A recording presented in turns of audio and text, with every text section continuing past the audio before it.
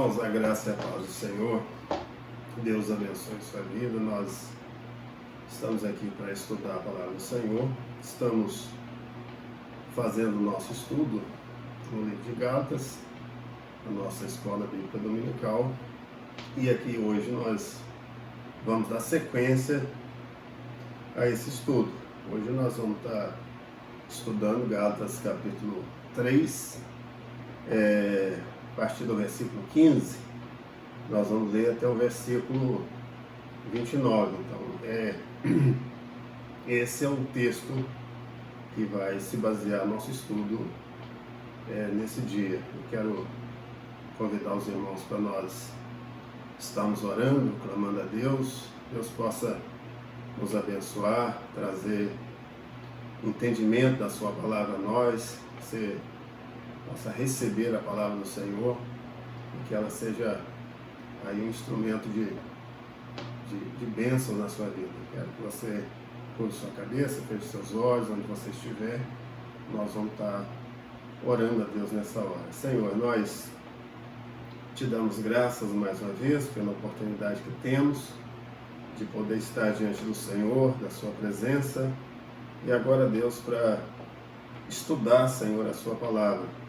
Pedimos tua graça, pedimos, Deus, a tua misericórdia sobre nós, pedimos que o Senhor possa nos guardar, nos abençoar, abrindo o nosso entendimento para que possamos compreender com exatidão a sua palavra. Cada um que está ouvindo que vai ouvir esta palavra, que vai receber estudo, meu Deus, da palavra do Senhor, que ele seja abençoado e possa ter um entendimento completo, exato da palavra do Senhor.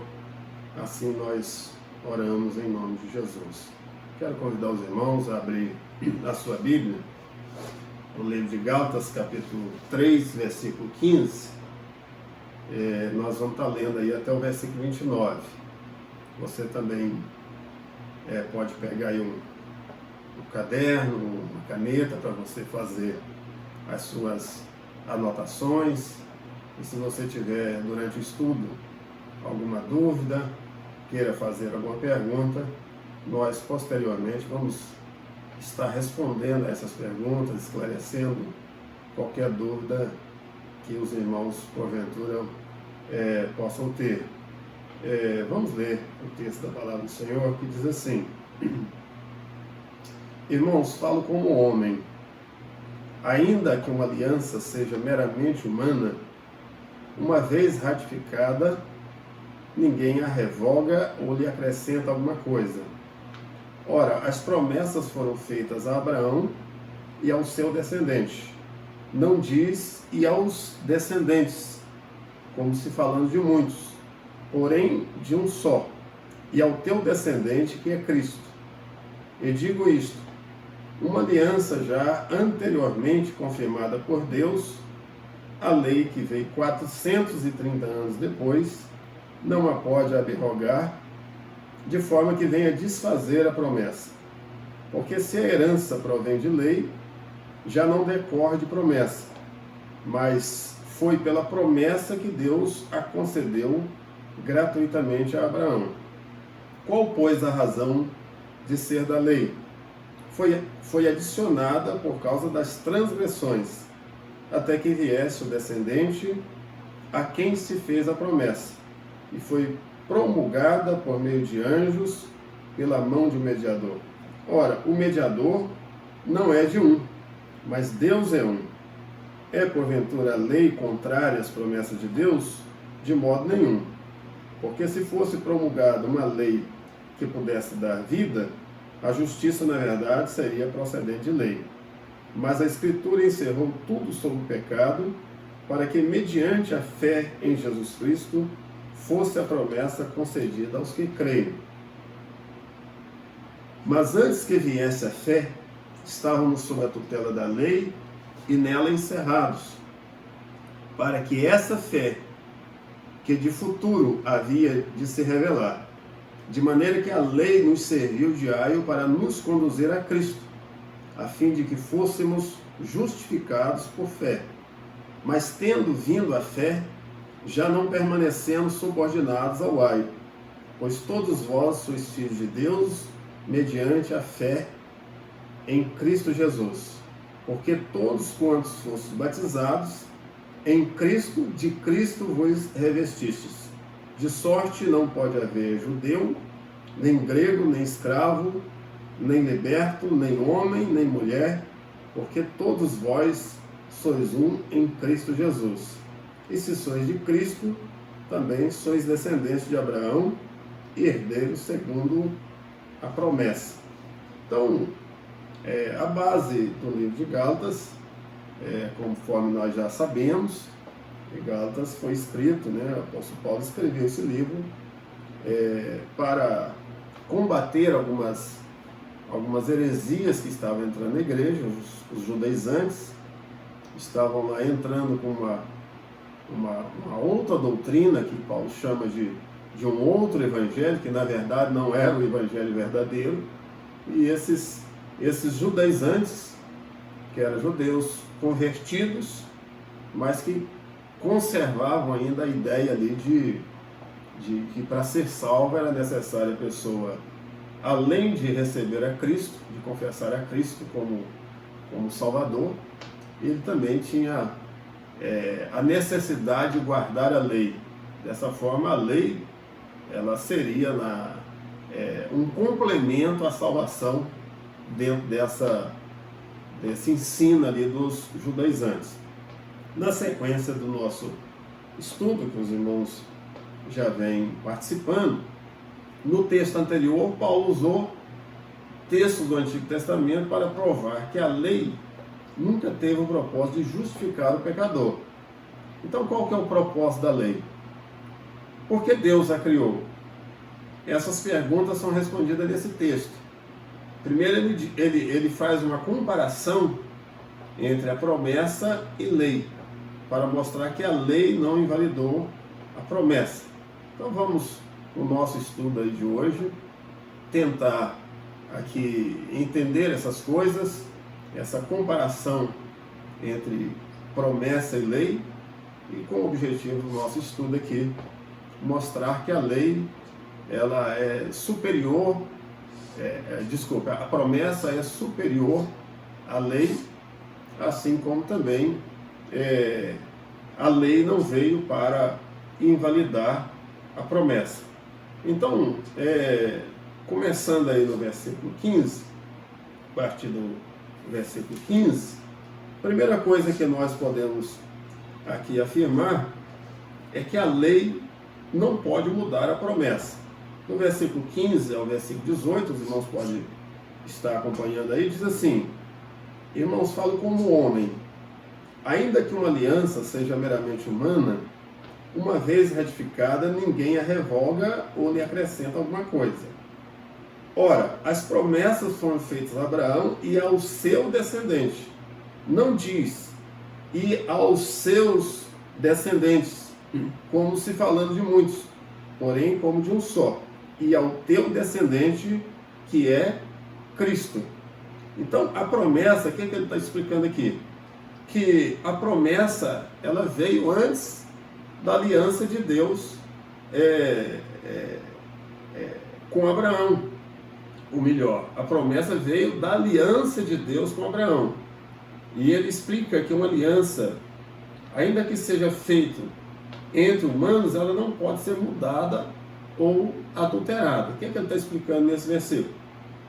Que essa aliança, ela não é meramente humana. A aliança que Deus fez com Abraão é uma aliança, primeiro, é eterna. E segundo, ela não é humana, porque ela vem de Deus para o homem. Deus fazendo uma aliança com o homem. E uma vez que essa aliança foi ratificada, ela não pode ser mudada, ela não pode ser revogada ou acrescentar alguma coisa nela. Se a gente tomar um comparativo, por exemplo, das alianças, dos acordos, dos contratos feitos entre os homens, eles não podem ser mudados sem que uma das partes deseje essa mudança. Então, se uma aliança, dentro desse raciocínio, se uma aliança humana não pode ser mudada sem o acordo ali das partes envolvidas, muito menos uma aliança feita entre Deus, ou partindo do próprio Deus, para o homem. Então, primeira coisa, nós precisamos considerar isso. Essa promessa, no versículo 16, ela incluía judeus, que é o povo formado a partir da descendência de Abraão, e ela incluía os gentios.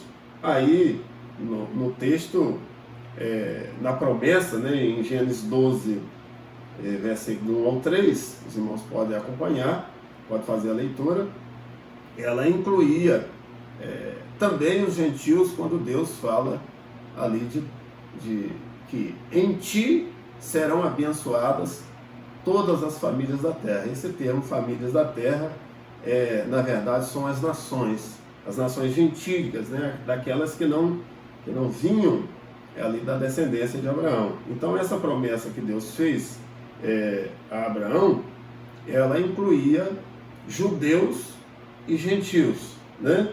E é interessante que ele faz questão de explicar que essa promessa ela destinava ao descendente, né?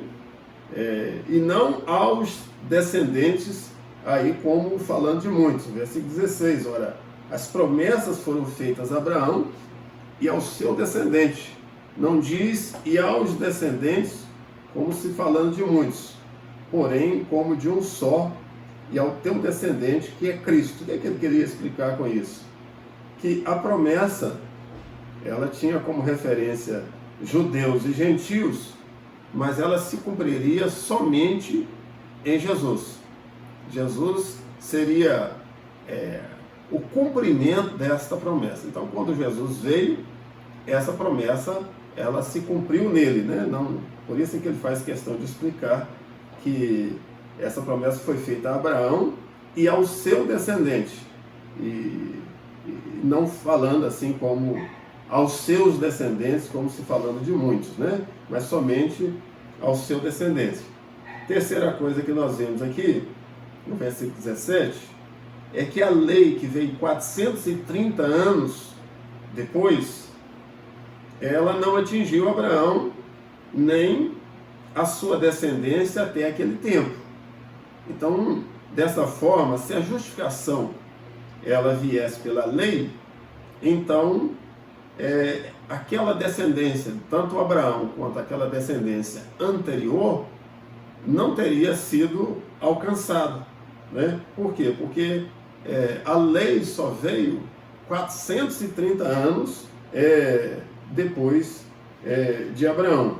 Então ele explica que versículo 17, né, 430 anos depois, ela não pode abrogar de forma que venha desfazer a promessa. Então, nesse primeiro ponto do nosso estudo, o que é que nós vemos? Paulo provando ali que a lei, ela não pode alterar ou mudar a promessa. Na verdade, a lei, ela não veio com essa finalidade, com a finalidade ali de alterar ou mudar ou revogar a promessa de Deus. Depois, nós temos outra afirmação, a partir do versículo 19, ele vai falar que a lei, ela não é maior do que a promessa. Abraão, ele recebeu a promessa ali, estando a sós com Deus, provavelmente na calmaria ali da noite, né, no silêncio da noite, e ele foi ali recebendo essa promessa de Deus, a palavra do Senhor. Os judeus, eles receberam a lei no Monte Sinai, no meio de relâmpagos, de fogo, de trovões, né? Pode ser que essas coisas, né, fizessem com que eles ficassem ali impressionados, né, e pudesse atribuir alguma superioridade à lei. E outra possibilidade que pode haver é que a promessa não exigia nada do homem, quanto à lei, sim. Se nós analisarmos, a promessa, ela não exige nada de nós. A promessa de justificação pela fé, ela não exige nada de nós, a não ser a nossa fé. A gente crê em Jesus, receber Jesus. Essa é a única condição que Deus estabelece para nós sermos justificados. Agora a lei não. A lei, ela exigia obediência irrestrita, incondicional, de forma que se a pessoa obedecesse partes da lei e falhasse em um só dos seus preceitos, ele seria condenado, né? Então, o versículo 19 e 20, né? Ele vai falar assim: qual, pois, a razão de ser da lei? Ela foi adicionada por causa das transgressões, até que viesse o descendente a quem se fez a promessa. E foi promulgada por meio de anjos pela mão de um mediador. Ora, o mediador não é de um, mas Deus é um. Então, essa lei, ela veio através de um mediador. Esse mediador foi Moisés. Ela foi entregue a Moisés para que Moisés a entregasse ao povo. Então, esses fatores, essas coisas, vai mostrando que a lei, ela não é maior do que a promessa. Se a lei teve um mediador, que foi Moisés, a promessa não teve. A promessa, Abraão recebeu ela diretamente de Deus, e essa promessa se estendeu a todo aquele que crê, pela sua fé em Jesus, porque Cristo veio, Cristo nasceu, né? Cresceu, viveu e foi morto numa cruz e depois ressuscitado. Então, daí o cumprimento da promessa de Deus. Então, Paulo vai explicar que a lei, ela não é superior, ela não é maior do que a promessa de Deus. E ele dá essas razões. Primeiro, ele fala que essa lei, ela foi adicionada por causa das transgressões, até que viesse o descendente a quem se fez a promessa. Está aí no versículo 19. E ele vai explicar isso melhor lá a partir do versículo 23. Quando nós chegarmos lá no 23, a gente vai ter um entendimento disso melhor. Mas aqui já fala que ela foi adicionada por causa das nossas transgressões. Então, veja bem, Deus deu a promessa, passou-se 430 anos depois, Deus deu a lei para o povo judeu, não foi para os gentios, foi para o povo judeu, por causa das transgressões. A lei, ela servia aí como um limite, né? Deus podendo estabelecer um limite ali na vida do povo. Mas, de forma alguma, ela tinha esse propósito de trazer salvação. Outra razão que ele dá é a questão do mediador. A promessa foi uma aliança entre Deus e Abraão, e a lei foi dada aos judeus por meio de anjos a um mediador, que é Moisés. No versículo 19, a parte B do versículo, e também Atos, capítulo 7, versículo 53, vai dizer isso, que a lei veio, foi dada aos homens, a Moisés por meio, né, dos anjos, e Moisés então foi esse mediador da lei. Outro fator que fazia a promessa ser superior à lei é que ela foi dada a Abraão e depois ratificada pelo próprio Deus, de forma que não podia ser invalidada, conforme foi explicado lá no versículo 15, né? Então, a lei, ela foi dada a Abraão, e depois ela foi ratificada novamente ao próprio Abraão, depois foi retificada no seu descendente, Isaac, o primeiro descendente, né, Isaac, e depois foi retificada no seu neto Jacó. todos eles receberam não uma promessa nova, mas a mesma promessa que Deus havia feito a Abraão, e ele foi ratificando, confirmando essa promessa. Então, em momento algum da história bíblica, dos relatos bíblicos, nós vamos ver Deus ali colocando a lei como superior à promessa e invalidando essa promessa de Deus, conforme os chamados judaizantes, eles queriam ali que o povo, que os irmãos da Galácia, né, das igrejas da Galácia, aceitassem. Olha, se vocês não obedecerem à lei, cumprir com a lei dada por Moisés, mesmo que vocês tenham aceitado a Jesus, tenham crido em Jesus,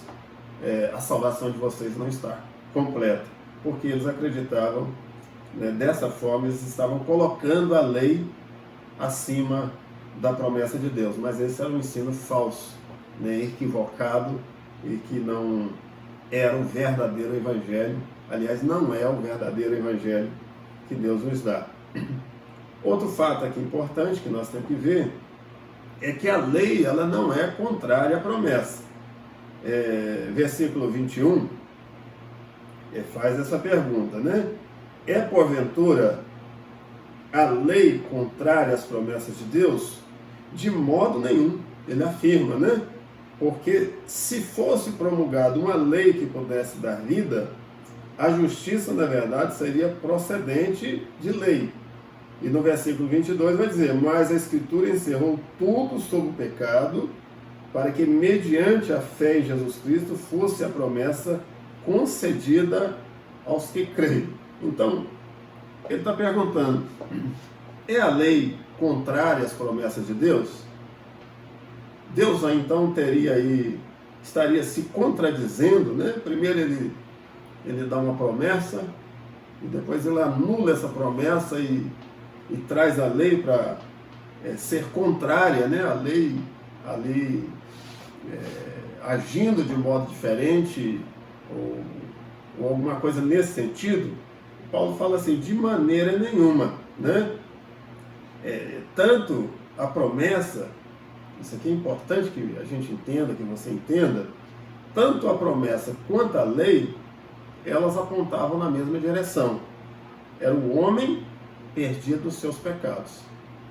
Se na promessa nós precisamos da graça de Deus, e é somente por essa graça que nós alcançamos essa promessa que Deus fez a todo homem, né, judeus e gentios, sem a graça de Deus nós jamais seríamos salvos. A lei também era a mesma coisa, porque ficou provado que a lei, ela, na sua totalidade, ela seria impraticável. Então, por isso é que ele faz essa pergunta: é a lei contrária às promessas de Deus? Não. Tanto uma quanto a outra foi dada por Deus, só que com objetivos diferentes, né? Mas, ao final, mostrando a necessidade do homem se converter e ser aí dependente, totalmente dependente da graça de Deus. Então, a diferença entre lei e promessa é que a lei ela apontava para a condenação. Ela mostrava o pecado, mostrava a condição ali pecadora do homem, incapaz de cumprir todos os mandamentos de Deus, mas ela não mostrava uma saída. Como se a pessoa fosse ao médico e o médico, após fazer os exames, diz: olha, o seu estado é grave. E você perguntasse para ele: mas qual que é o tratamento? Ele certamente iria responder: não há tratamento. Então a lei, ela tinha também esse sentido. Ela mostrava o pecado, ela apontava o pecado, ela mostrava a condição miserável do homem, de pecador, mas ela não mostrava saída. Isso é a lei, né? Agora, a promessa não. A promessa, ela também mostra o nosso pecado, mas ela aponta a saída. E a saída é a justificação pela fé em Cristo Jesus. Olha o versículo 22. Mas a Escritura encerrou tudo sob pecado, para que mediante a fé em Jesus Cristo fosse a promessa concedida aos que creem. Então, irmãos, tanto judeus quanto gentios, eles necessitam de Cristo. Todos nós necessitamos de Cristo. Não há salvação fora de Cristo. E a nossa fé em Cristo Jesus é suficiente para a nossa salvação. Vamos dar sequência aí, a partir do versículo 23, tem algo muito interessante para nós. Então, qual que é o propósito da lei, né? Se a lei não é superior à promessa, se a lei não veio para invalidar a promessa, então qual que é o propósito da lei? Ele vai explicar.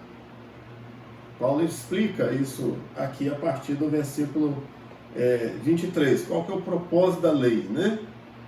Vamos ver aí, a partir do versículo 23, primeiro 23, né? Mas antes que viesse a fé, estávamos sob a tutela da lei e nela encerrados, para essa fé que de futuro havia de se revelar.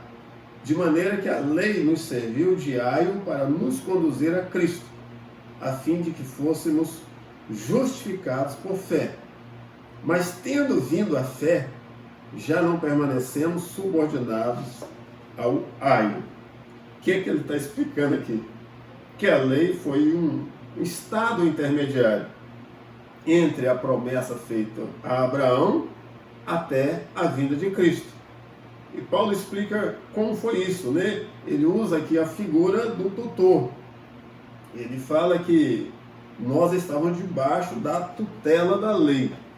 E o que é o tutor? O tutor, ele é um tipo de guardião que cuida de uma criança, entendeu? Até que ela complete ali a sua maioridade, ela se torne adulta.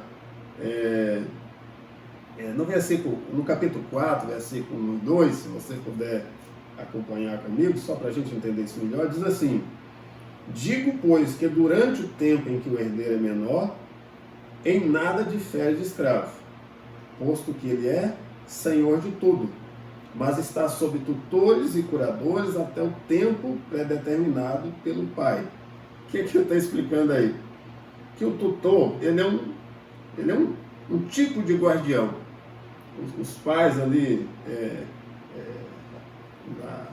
na Idade Antiga, as famílias ricas, né, elas pegavam seus filhos, ou algum dos seus filhos, e elas entregavam para o tutor.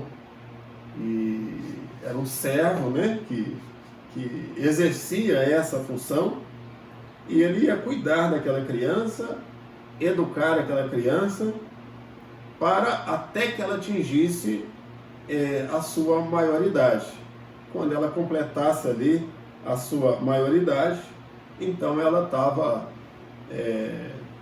recebia ali já autonomia, né, para participar da herança do pai.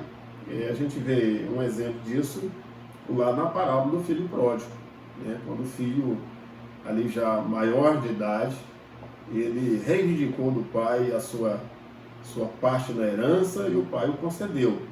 Então ele está explicando que os judeus eles não nasceram debaixo da lei, mas eles foram entregues a ela até o tempo do cumprimento da promessa.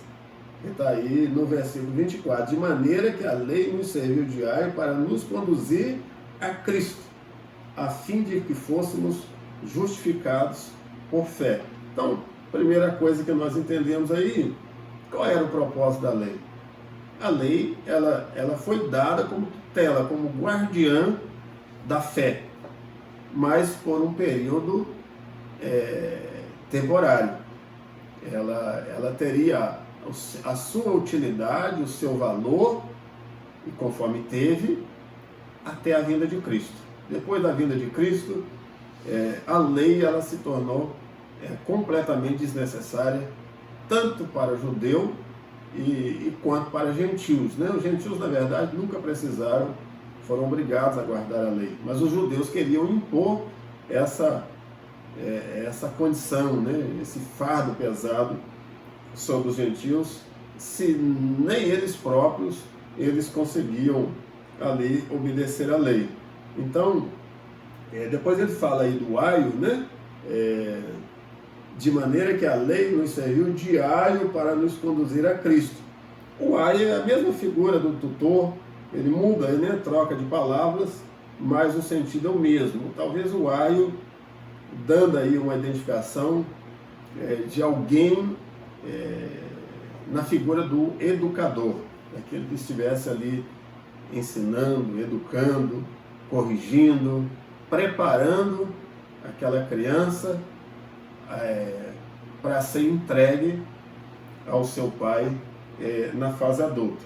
O que Paulo está explicando aí é que a lei serviu para preparar o povo judeu, não nós gentios, mas o povo judeu, prepará-los para a vinda de Cristo. Pena que eles, a maioria, não compreenderam isso e rejeitaram Jesus e o crucificaram, né? E muitos judeus ainda permanecem na sua incredulidade, e mesmo os que se converteram, eles queriam adicionar essa lei sobre a justificação, e ela não é verdadeira.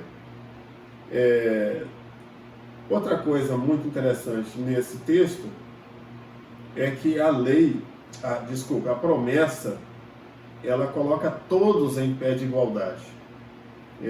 Sempre houve, por parte dos gentios, por parte da própria sociedade da época, e até nos dias de hoje, essa distinção, né? Os judeus, eles não aceitavam os gentios. Os gentios, para eles, eram pessoas imundas porque não guardavam a lei, né? E eram rejeitados mesmo. Os gentios eram rejeitados pelos judeus. O escravo, né, vivia lá na sua condição de escravidão, servindo ao seu senhor, sendo humilhados, né? As mulheres também, elas eram rebaixadas, né? Uma condição muito inferior ao homem, mas Cristo, ele coloca todos em pé de igualdade. Muito interessante isso aí, no versículo 27 até o versículo 29, ele diz assim, porque todos quantos fostes batizados em Cristo, de Cristo vos revestistes. Olha o versículo 28, de sorte não pode haver judeu, nem grego, nem escravo, nem liberto, nem homem, nem mulher, porque todos vós sois um em Cristo Jesus. Olha que coisa tremenda. Não pode haver judeu, né? Nem grego aqui se referindo não apenas os gregos por nação, mas a todos os gentios. Não pode haver nem escravo, nem liberto, nem homem, nem mulher, porque todos vós sois um em Cristo Jesus. Coisa maravilhosa. A graça de Deus coloca todos nós em pé de igualdade. O judeu, do ponto de vista de Deus, do sacrifício de Jesus, é igualzinho ao gentio. Embora eles ainda nos dias de hoje tenham dificuldade de aceitar isso, né? O escravo, o servo, ele, diante de Deus, pelo sacrifício de Cristo, ele era igualzinho ao seu Senhor. As mulheres, mesma coisa, né? Eram iguaizinhas aos homens pelo sacrifício de Jesus. Se a gente analisar isso na nossa atualidade, não tem rico nem pobre, não tem preto nem branco, não tem raça, não tem cor, não tem sexo, não tem homem, não tem mulher, todos que são de Cristo vos revestistes, né? Ele fala disso, né? Se nós somos de Cristo, versículo 27, né? Porque todos fostes batizados, todos quantos fostes batizados em Cristo, de Cristo vos revestistes, né? Esse ensino, ele era um consolo, né, para judeus, para os escravos, para as mulheres, mas ao mesmo tempo ele era um choque na cultura judaica, porque a face, né, o lado orgulhoso dos judeus ali não permitiam que eles enxergassem dessa forma. Mas louvado seja Deus que nós somos todos iguais. Não há distinção, não pode haver, na verdade, distinção alguma entre aqueles que nasceram de novo. Então, dessa forma, irmãos, Paulo explica nesse texto que a lei não é maior do que a promessa, que a lei não veio para invalidar a promessa de Deus. Ele explica qual que é a razão da lei, né, o propósito da lei, e ele conclui, né, no versículo 19, dizendo, olha, e se sois de Cristo, também sois descendentes de Abraão e herdeiros segundo a promessa. A graça de Deus, manifestada em Jesus, ali na cruz, ela uniu todos. Ela uniu judeus, gentios, escravos, livres, ricos, pobres, homens, mulheres, todos aqueles que creem são herdeiros de Cristo. Nós vamos passar aqui agora algumas conclusões, né, do nosso estudo, também algumas aplicações que nós podemos fazer para a nossa própria vida diante do que nós estudamos e aprendemos aqui nesse dia. Primeiro, apenas para recapitular, que a promessa da justificação em Cristo, na verdade, ela nasceu no Éden, quando Adão pecou, né? Gênesis 3, versículo 15, lá já nasceu a primeira promessa. Ali Deus, na verdade, não foi a primeira, ali Deus pronunciou a promessa de salvação pelo descendente da mulher, né? E esse descendente, ele é Cristo, né? Cristo nasceu de uma mulher, de Maria, né? Sobre ali a concepção do Espírito Santo. Então essa promessa nasceu, a promessa da justificação, da nossa salvação, ela nasceu logo após, logo em seguida a queda de Adão, quando Adão pecou, e Deus ali fez a promessa. Depois ela foi ratificada na aliança feita a Abraão, Gênesis capítulo 12, versículo 1 ao 3, e cumprida em Cristo, Gálatas capítulo 4, versículo 4 e 5, a gente pode ler aqui, estamos com a nossa Bíblia aberta, podemos ler, Gálatas capítulo 4, versículo 4 e 5, diz assim, ó, vindo, porém, a plenitude do tempo, Deus enviou seu Filho, nascido de mulher, nascido sob a lei, para resgatar os que estavam sob a lei, a fim de que recebêssemos a adoção de filhos. No nosso próximo estudo, nós vamos estar falando da nossa filiação em Cristo, né?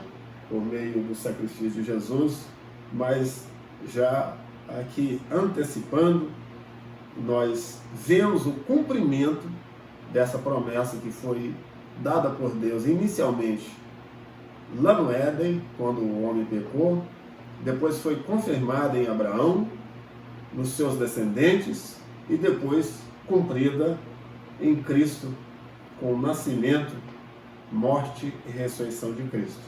A lei que veio 430 anos depois da aliança com Abraão, teve como objetivo guardar a promessa até o seu cumprimento. A lei nunca teve o propósito de trazer salvação a ninguém. É bom que isso fica bem entendido. A lei nunca teve propósito de trazer salvação ao homem, né? Nós já vimos aí a razão da lei. Por que ela veio? Ela veio para guardar, né, como guardiã da promessa, mas não para dar a salvação a alguém. Então, nós podemos dizer que a lei, ela se assemelha assim ao espelho, né? Que mostra o nosso rosto sujo, mas não pode nos limpar. Se você tiver com o seu rosto sujo e você olhar no espelho, você vai ver que seu rosto está sujo, mas você não lava o seu rosto com o espelho, né? Você precisa de um outro elemento chamado água, né? Para lavar o seu rosto, limpar o seu rosto. Então, a lei também é bem semelhante a isso, né? A lei mostra o pecado, mas ela não nos limpa dele. Amém? Nós precisamos de um outro elemento chamado graça. Graça de Deus manifestada em Cristo Jesus ali na cruz. Nós precisamos desse elemento para sermos limpos, né, do nosso pecado. Quando Paulo fala lá, né, que todos quantos fossem batizados em Cristo, de Cristo vos revestistes, está dizendo que nós trocamos as nossas vestes sujas pelo pecado, aí se tratando não da nossa, obviamente, da nossa roupa física, mas da nossa veste espiritual, né? Em Cristo nós tiramos aquelas vestes sujas, manchadas pelo pecado, e vestimos-nos, né? Ou fomos revestidos de uma veste limpa, né? Por isso é que na visão de João em Apocalipse, ele via uma multidão vestida de branco, com palmas, né, flores nas mãos, ali diante do Cordeiro. Hoje, você que é cristão, você que aceitou Jesus, que foi justificado pela sua fé em Cristo Jesus, espiritualmente, você está vestido de vestiduras brancas para a glória de Deus, né? E conserve essa vestidura pela sua santidade, pela sua santificação, pela sua aproximação com Cristo, até o dia que o Senhor nos chamar. Amém? Concluindo aqui o nosso estudo, né? Olha, somente a graça de Deus, manifestada no sacrifício de Jesus, pode nos justificar diante de Deus. Então nós precisamos aí crer nas promessas de Deus, explícitas na sua palavra, e não aceitar um outro evangelho aí produzido, né, pela mente, pelo coração dos homens. Irmãos, estudem a palavra, fiquem com o que a palavra diz. A Bíblia vai sempre nos orientar nesse sentido, vai nos exortar nesse sentido de examinar as Escrituras. O próprio Jesus afirmou isso, né? Examinais as Escrituras, porque julgais obter nelas a vida eterna, e são elas que testificam de mim. O Evangelho é puro, é limpo, o Evangelho é claro, é objetivo e é de fácil entendimento. É verdade que existem textos na Bíblia que nós temos uma certa dificuldade de entendê-los, mas nós podemos entendê-los à luz da própria palavra de Deus e sob a revelação do Espírito Santo, né? A Bíblia só pode ser interpretada com a própria Bíblia. Nós não podemos trazer nenhum elemento de fora para tentar trazer alguma interpretação, né? Até devemos fazer uso aí dos livros, né? da literatura que nos ajuda aí a entender algum texto, alguma coisa, mas tudo tem que estar totalmente em concordância com a palavra do Senhor. Só pegando aqui a oportunidade, se você faz um estudo, usa um material, um livro, alguma coisa para te ajudar a entender a Bíblia, mas esse livro ele traz uma discordância daquilo que ensina a palavra de Deus, você deve descartar. A única fonte de vida que nós temos é a palavra do Senhor. Então fiquemos com o Evangelho de Cristo, o Evangelho que Paulo pregou, o Evangelho que produz vida em nós e não confusão. Que Deus abençoe a sua vida. Eu quero novamente te convidar, você a fechar seus olhos, abaixar sua cabeça. Vamos orar ao Senhor, vamos agradecer a Deus por esse entendimento que Ele nos dá da sua palavra, essa vontade de aprender, de crescer na graça e no conhecimento do Senhor, que você tire o melhor proveito desse estudo da palavra do Senhor e na sequência desse estudo, porque não está terminando aqui, é uma sequência mesmo de estudos que nós estaremos fazendo. Vamos orar. Pai, nós queremos agradecer ao Senhor pela Tua palavra que nós lemos, por mais esse estudo, Deus, que nós podemos participar juntos.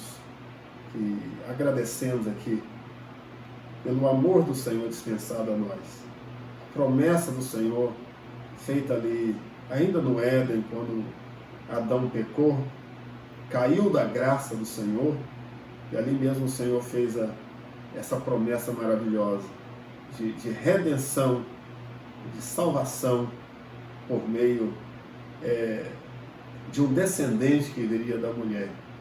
E depois essa promessa foi ratificada a Abraão e foi cumprida em Cristo Jesus, quando ele nasceu, morreu na cruz pelos nossos pecados e ressuscitou. Hoje nós vivemos em plena confiança, em plena certeza de que somos justificados pela nossa fé, mediante o sacrifício de Jesus ali na cruz.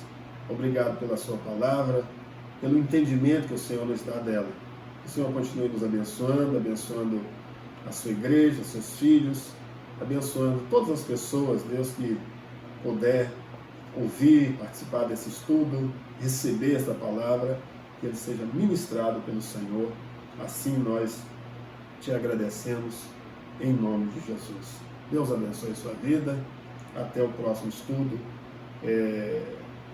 Gálatas capítulo 4, nós vamos estar aqui falando da nossa filiação em Cristo Jesus. Deus te abençoe em nome de Jesus. Fique na paz.